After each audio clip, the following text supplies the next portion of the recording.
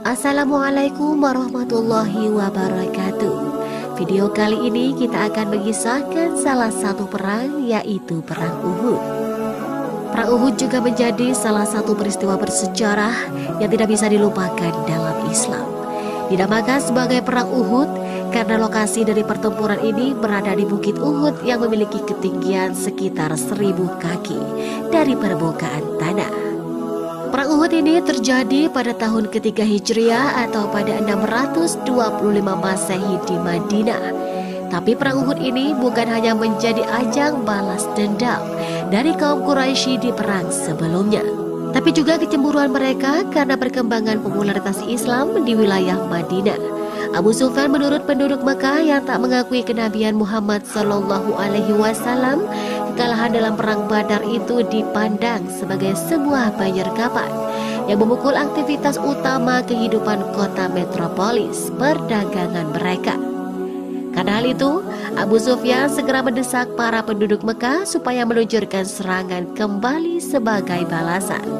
Abu Sufyan memimpin langsung pasukan kaum Quraisy kota Mekah untuk menyerang kaum muslimin di Madinah dengan membawa pasukan yang mencapai 3.000 orang terlatih, termasuk di dalamnya ada pasukan yang berbaju zirah.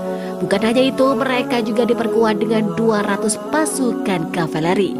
Nah, untuk yang semakin penasaran, berikut adalah ulasan tentang sejarah Perang Uhud yang disadur dari berbagai sumber. Keberangkatan pasukan kaum Quraisy yang dipimpin secara langsung oleh Abu Sufyan ini terjadi setahun setelah Perang Badar, tepatnya pada tahun 625 Masehi bulan Syawal tahun ketiga Hijriah. Rombongan pasukan tersebut berjalan dari Mekah sampai tiba di dua mata air lembah Sabkhah dari saluran air di atas lembah menuju Madinah. Tapi pasukan muslimin tak mengetahui bahwa ada pemukiman pasukan dari Mekah yang dipimpin oleh Abu Sufyan sudah berkemah dengan jarak yang tidak terlalu jauh dari Madinah.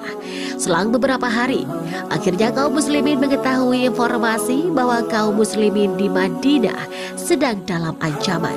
Pada akhirnya, setelah mengetahui informasi dari mata-mata yang dikirimkan Nabi Muhammad untuk mendandai musuh, kaum muslimin mengadakan sebuah pertemuan pada 6 Syawal. Dalam pertemuan itu, Nabi mengatakan untuk tetap bertahan di dalam kota dan membiarkan mereka menyerbu kota. Dengan harapan strategi ini bisa memukul mundur pasukan musuh. Selain itu, hal ini karena jumlah pasukan, pengalaman perang dan persiapan musuh yang jauh lebih unggul dari kaum muslimin, sehingga kecil kemungkinan untuk mengalahkan di medan terbuka. Strategi dan keajaiban dalam perang tersebut kurang lebih sama seperti Perang Badar. Kemudian seorang Ansyar menyarankan untuk tidak berperang di jalan Madinah. Mendengar hal itu, Rasulullah langsung memakai baju zirah dan mempersiapkan persenjataan untuk menuju medan perang. Karena melihat reaksi Nabi membuat para sahabat langsung terkejut. Ada yang merasa bahwa yang saran tersebut tidak pantas karena terkesan seperti membangkang perintah Nabi. Kaum muslimin kemudian berangkat dari Madinah ke pegunungan Uhud dengan jumlah pasukan yang hanya sepertiga dari pasukan Quraisy, yaitu 1000 orang. Akan tetapi masih harus berkurang karena ada perselisihan di perjalanan.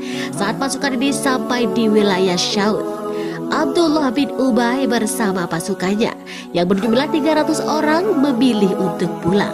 Mereka mempunyai dua alasan. Pertama adalah peperangan ini tidak mungkin terjadi karena perjalanan telah jauh tapi mereka belum menemukan perkemahan dari para musuh. Kedua, mereka tidak ingin berperang di luar teritori Madinah. Dengan berpulangnya pasukan tersebut, maka Rasulullah hanya mempunyai 700 pasukan dan harus melawan pasukan kaum Quraisy. Diperkirakan bahwa kaum Quraisy ini berjumlah sekitar 3.000 orang.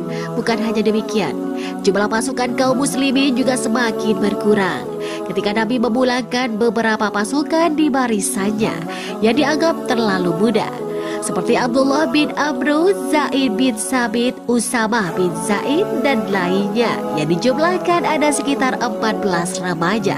Setelah sampai di Bukit Uhud, Rasulullah SAW kemudian mengatur para pasukannya menjadi beberapa formasi. 50 untuk pemanah di bawah pimpinan Abdullah bin Jubair dalam posisi puncak bukit, dan lainnya di bawah antara bukit untuk menyerang kaum Quraisy. Menurut riwayat Imam Muslim, peperangannya terjadi sangat dahsyat. Situasi di awal peperangan didominasi oleh pasukan Nabi Muhammad, terutama karena kehadiran pasukan pemanah di atas bukit yang dapat melihat pergerakan musuh yang ada di bawah untuk membangkitkan semangat para pasukan di tengah-tengah pertempuran tersebut. Perang Uhud ini berlangsung selama kurang lebih 7 hari. Akan tetapi, situasi menjadi berbalik saat kaum muslimin di Bukit Uhud melihat kemenangan seperti sudah di ujung mata, dan Ashab bin Jabir berkata untuk mengambil harta rampasannya. Kemudian Ibnu Jubair mencoba mengingatkan dengan pesan Nabi, tapi tanpa mempedulikan peringatan itu, mereka akhirnya turun dari bukit. Pada akhirnya kemenangan di periode pertama di Bukit Uhud pun hilang sampai Khalid bin Walid bersama dengan pasukan kavalerinya menyadari kecerobohan dari pasukan pemanah muslimin dengan mengitari bukit. Khalid bin Walid pun menyerang pasukan tersebut dari belakang. Hal ini membuat lembah Uhud sebagai jebakan sempurna untuk kaum muslimin. Kaum kafir Quraisy pada akhirnya melakukan serangan secara mendadak sampai kaum muslimin terkepung dari segala penjuru. Kaum muslimin berusaha untuk mempertahankan posisi dan melindungi Nabi Muhammad SAW. Akibatnya perang tersebut menimbulkan banyak korban jiwa, termasuk sahabat dan keluarga Nabi Muhammad SAW. Salah satu pasukan yang meninggal dunia adalah Hamzah, yang merupakan paman dari Rasulullah SAW, sekaligus orang yang nyaris selalu berada di sampingnya selama pertempuran. Kekalahan dalam perang Uhud tentu saja menyakitkan. Perang Uhud berakhir saat Khalid bin Walid, seorang pemimpin sayap kanan kaum kafir Quraisy, meminta kaum muslimin untuk mundur dan mengumumkan kemenangan kafir Quraisy. Kekalahan pasukan kaum muslimin dalam perang ini membawa beberapa dampak yang cukup besar. Pertama adalah kemampuan militer dari pasukan kaum muslimin semakin bertambah karena melakukan pelatihan dan juga ekspedisi penaklukan. Kedua, kaum Quraisy semakin bernafsu untuk menaklukkan kekuatan Islam di Madinah. Terima kasih para saudaraku, semoga dapat bermanfaat untuk kita semua. Wassalamualaikum warahmatullahi wabarakatuh.